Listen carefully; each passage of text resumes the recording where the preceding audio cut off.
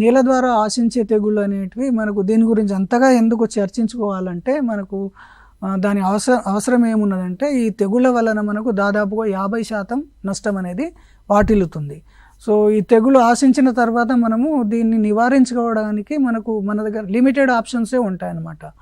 So వాటిని మనము integrated అప్రోచ్లో అంటే ఎండాకాలంలో సూర్యరశ్మీకరణం చేసుకోవడము, సాయిల్ సోలరైజేషన్తో పాటు లోతు దుక్కులు చేసుకోవడం వంటివి చేసుకుంటూ తట్టుకునే రకాలను సాగు చేయడము, అదేవిధంగా మిశ్రమ పంటలు మనకు ఎక్కడైతే పాసిబిలిటీ ఉందో వాటిని వాడుకోవడము, ఈ బయోకంట్రోల్ ఏజెంట్స్ తోటి విత్తన శుద్ధి చేసుకోవడము, లేదంటే మనకు కొత్తగా మనము ఏవైనా పంటలను వేరే దేశాల నుంచి ఇంపోర్ట్ చేసుకుంటున్నప్పుడు వాటిలో ఈ రోగకారకాలు ఉన్నాయా లేదా అనేది మంచిగా నిర్ధారణ చేసుకుని రోగకారకాలు లేదు అని నిర్ధారించుకున్న తర్వాతని వాటిని ఈ మనము సాగు చేసుకోవడం లాంటివి చేయడం వల్ల ఏంటిదంటే ఈ నీళ్ళ ద్వారా వ్యాపించే తెగుళ్లను అరికట్టించి మనము ఈ దాదాపుగా అంటే మనకు 50% వరకు నష్టం అనేది జరుగుతుంది. కాబట్టి ఆ నష్టాన్ని మనము పూరించినట్లయితే అది ఆటోమేటిక్గా మనకు దిగుబడి పెరుగుతుంది. కాబట్టి మనము ఈ నేల ద్వారా వ్యాపించే తెగుళ్లను